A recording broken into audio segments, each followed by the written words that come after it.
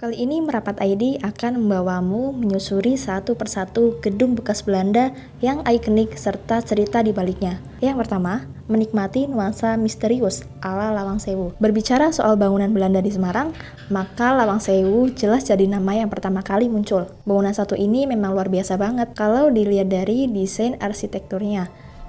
Benar-benar khas Belanda, mengingat bupinya dibuat di sana. Soal pintunya berjumlah 1000, ternyata nggak begitu kok. Memang banyak sih, tapi jumlahnya tidak sampai 1000. Gedung satu ini dulunya difungsikan sebagai kantor kereta api Belanda. Namun setelah Indonesia merdeka berganti jadi gedung PT Kereta Api Indonesia. Soal cerita seram, gedung ini memang beneran ngeri. Terutama pada bagian bawah tanahnya yang konon tak seorang pun berani memasukinya. Yang kedua, gagahnya Van der Wijk di Gombong. Gak bohong. Memang kalau ada yang bilang benteng Van der Wijk yang ada di Gombong ini luar biasa. Alasannya nggak lain karena desain arsitekturnya yang luar biasa gagah, serta mengesankan kekuatan hebat dari tiap jengkalnya. Dulu katanya benteng ini dipakai untuk menahan kekuatan Pangeran Diponegoro.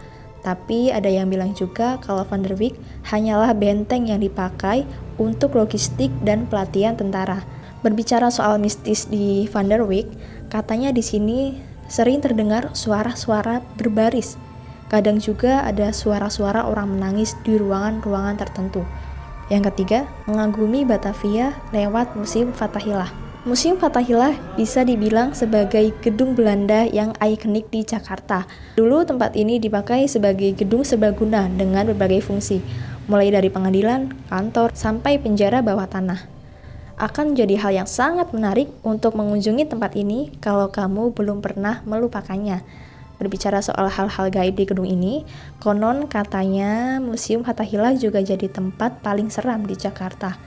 Katanya sih, tempat ini sering muncul penampakan, belum lagi suara teriakan di bagian penjara bawah tanahnya. Yang keempat, Fort Rotterdam Makassar yang luar biasa. Benteng Fort Rotterdam di Makassar mungkin bukan dibuat oleh Belanda, tapi pada akhirnya berhasil dikuasai Belanda yang kemudian sedikit banyak mengubah bentuk bangunannya. Tempat satu ini juga jadi wisata yang wajib dikunjungi kalau ke Makassar. Bentuknya yang seperti penyu ini pasti akan membuatmu terbengong-bengong saking uniknya. Benteng ini konon punya cerita kelam. Jadi dikatakan kalau Fort Rotterdam ini gak hanya dipakai untuk pertahanan, tapi juga pembantaian. Mungkin karena itu di sini kemudian ditemui banyak sekali penampakan. Yang kelima, mengunjungi Istana Bogor yang sejuk dan penuh misteri. Berbicara soal bangunan Belanda di kota hujan, maka tentu saja nggak lepas dari Istana Bogor. Bangunan indah yang satu ini memang dibikin oleh Belanda pada tahun 1744 yang katanya meniru desain istana Duke Marlborough di Inggris.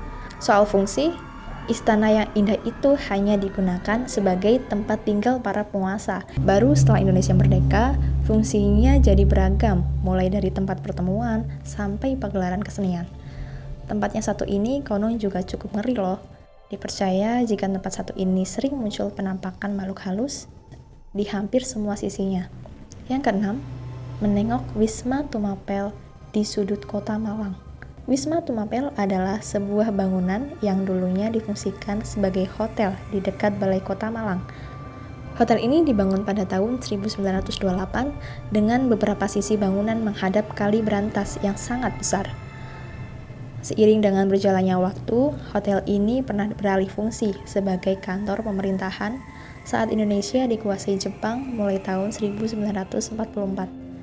Saat Indonesia merdeka, bangunan ini pernah dijadikan kampus hingga akhirnya terbengkalai selama beberapa tahun. Saat ini Wisma Tumapel dikenal sangat angker. Beberapa ruangan sengaja dikunci agar tidak dimasuki sembarangan orang. Menjelang sore, pengunjung yang datang ke sini selalu diminta pulang agar tidak terjadi sesuatu yang berbahaya. Yang ketujuh, misteri Benteng Pendem Ngawi yang menanti. Benteng Pendem Ngawi yang memiliki nama asli Benteng Van den Bosch dibangun oleh Belanda pada tahun 1825.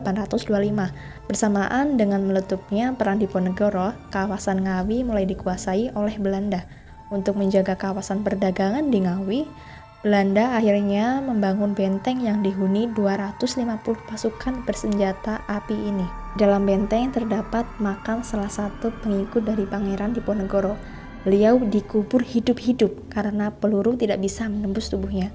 Saat senja tiba, kawasan ini menjadi sedikit angker karena kawasan ini pernah jadi tempat pertumpahan darah. Yang kedelapan, uji nyali di Rumah Sakit PTPN 6 yang sangat luas. Dibangun pada tahun 1932, rumah sakit yang ada di kawasan Kayu Aro, Otong, Jambi difungsikan untuk klinik pekerja perkebunan. Mereka yang merasa sakit segera dibawa ke tempat ini untuk disembuhkan. Seiring dengan berjalannya waktu, rumah sakit ini semakin tidak terawat dan akhirnya total tidak digunakan. Bagi beberapa warga sekitar yang menjadi pekerja perkebunan, rumah sakit ini dianggap sangat angker. Penampakan makhluk astral sering terjadi. Bahkan acara horor yang ada di TV swasta kerap mengadakan syuting di tempat ini. Tak ayal, julukan rumah sakit yang paling seram di Indonesia disandang oleh tempat ini. Yang kesembilan, Benteng Vredenburg, ikon Jogja yang kokoh. Benteng Vredenburg dibangun di kawasan Yogyakarta karena Belanda merasa khawatir dengan kekuatan baru dari Kesultanan Yogyakarta yang baru saja terbentuk. Pasca perjanjian Giyanti yang memecah Mataram menjadi dua bagian, setiap kubu kerajaan baru justru berkembang lebih pesat. Tidak mau kecolongan dengan hal itu, Belanda akhirnya membangun benteng ini pada tahun 1767 sebagai jalan untuk mengawasi Keraton Yogyakarta. Saat ini kawasan dari benteng digunakan sebagai museum yang beberapa bagiannya dipercaya dihuni oleh hantu noni Belanda dengan kaki kuda. Yang ke-10, Rumah Sakit Darmo Surabaya yang kaya cerita. Rumah Sakit Darmo dibangun pertama kali pada tahun 1897 dan difungsikan untuk klinik pengobatan para penduduk Belanda yang ada di Surabaya. Saat Belanda kalah dengan Jepang, gedung ini dijadikan sebagai tempat penyimpanan senjata api dan peralatan perang lainnya. Begitu Jepang kalah dari sekutu, lalu Belanda kembali ke Surabaya. Di depan kawasan ini pernah jadi medan pertempuran yang memicu peristiwa 10 November. Saat ini Rumah Sakit Darmo tetap digunakan, meski beberapa bagian dikenal angker dan sering memunculkan penampakan.